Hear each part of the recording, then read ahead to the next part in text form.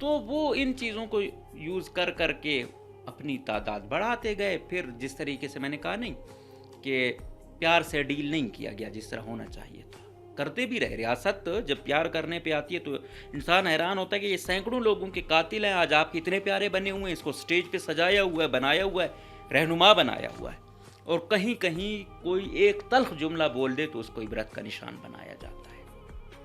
آج حالات یہ ہیں کہ کوئی کسی کے تھریٹ پہ ہے, کوئی کسی کے تھریٹ پہ ہے. جو بیچارہ نیوٹرل ہے وہ دونوں کے تھریٹ پر ہے. ابھی اگست کا مہینہ, جس طرح میں نے کہا کہ پہلے بلوچستان وہ ریاست ہوا, پھر پاکستان کے ساتھ الحاق. اب پہلے یہ اپنے اس کو جو عسکریت پسند ہیں وہ 11 اگست کو اپنی وہ پہلے والی اس کے کہ ہم آزاد ہوئے تھے.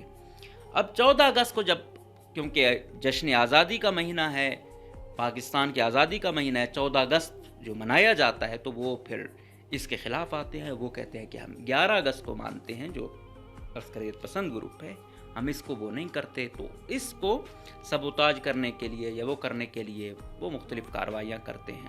اور اگست میں نے کہا نہیں آزادی کا مہینہ ہے, پھر اگست میں نواب بگٹی کی اسیسینیشن ہے.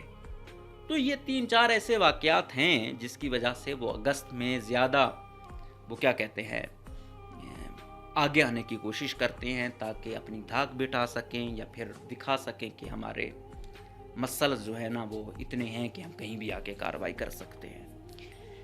پہلے چیزیں چلتی رہیں, فیمیل سے, میل سے, بڑی بڑی عمر کے مرد خواتین سے سوسائڈ کرائے گئے. اس دفعہ کا جو ٹرینڈ ہے, اس دفعہ اس دن بھی ایک مقتدرہ کی ایک بڑی شخصیت بتا رہی تھی کہ ہیروف 2 میں جب وہ کوئٹہ میں آئے تھے تو ان کو جو سپورٹ مل رہی تھی وہ نیشنل نہیں انٹرنیشنل اور بڑے زوراور ملکوں کی لگ رہی تھی. تو اس کا مطلب ہے کہ ان کو سپورٹ یا لاجسٹکس یا باقی چیزیں ایسی ملی ہوئی ہیں جو بہت زیادہ ایڈوانس ہیں. وزیر اعلیٰ صاحب ابصار عالم کے شو میں فرما رہے تھے کہ 4 کلومیٹر تک وہ نشانہ بنا رہے ہیں. اس کا مطلب ہے کہ ان کے پاس وہ ہے. پھر ترایا یا دوسرے وہ شاید سیکیورٹی فورسز کے پاس اس طرح نہیں ہے جو ان کے پاس ہیں. اور پاکستانی ریاست یہ الزام لگاتی رہی ہے کہ افغانستان میں ان کو ہوسٹ کرتا ہے یا کرتا آ رہا ہے, اور انڈیا یا اسرائیل ان کو سپورٹ کرتے ہیں. یہ ان کا پاکستان کا ہمیشہ سے یہ نیریٹو رہا ہے. اور اگر آج آپ ان کی وہ دیکھیں تو اس میں بھی کوئی شک نہیں ہے کہ وہ جس انداز میں وہ ہیں, وہ اب وہ گروپ اربوں خربوں پتی شاید بن چکی ہے. ان کے پاس کوئی وسائل نہیں ہے, لیکن حالیہ میں ان کے سربراہ کی وہ پڑھ رہا تھا, غالباً مڈی کے نام سے تھی, کہ بھائی اسلحہ کے کوئی چیز ایسے وہ نہ کرو. جس طرح فورسز میں کہا جاتا ہے کہ کوئی بھی ایسے آپ نے ہوائی فائر نہیں کرنا, آپ نے اس کی ریزن دینی ہے کہ آپ نے کیوں فائر کیا, اگر آپ کیا بھی ہے تو اس کا جو خول ہے وہ آپ لائیں.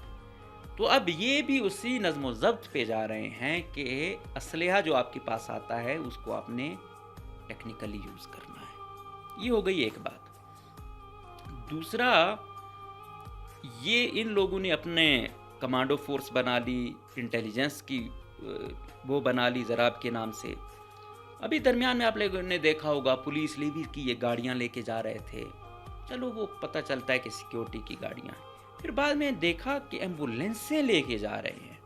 تو یہاں پہ چیزیں نا بڑی وہ ہوئی. اس وقت سمجھ بھی نہیں, میں نے بڑی تنقید بھی کی کہ جو ان کی قیادت ہے, بشیر زیب ہے, اللہ نظر ہے یا دوسرے ہیں, یہ کیا کر رہے ہیں. ایمبولینس پہلے بلوچستان کے لوگوں کے پاس کچھ ہے نہیں, دور دراز کے علاقے میں کوئی بیچارہ وہ ہوتا ہے تو ایمبولینس اس کی واحد سہولت ہے جو اسے کوئٹہ تک پہنچائے, تو اس کا کوئی مناسب علاج ہو.